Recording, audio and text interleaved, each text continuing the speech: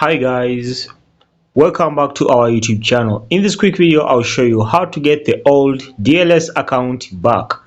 Now quick one guys, to do that it depends on where you saved your Google account or your DLS account. In most people they save the DLS account on Google. So if you did so, just come on tap on this settings gear icon and then choose the advanced option. After that, you see over here the sign in option. Once you click on the sign in option, you then go ahead and connect your old DLS account. You can either choose to connect it with Google. You can see over here, once you click on this one, it says, are you sure you want to sign in with Google? And if you're sure, you click on yes.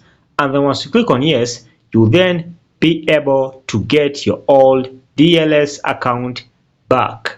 Okay, basically that's it. So thanks for watching guys, we shall meet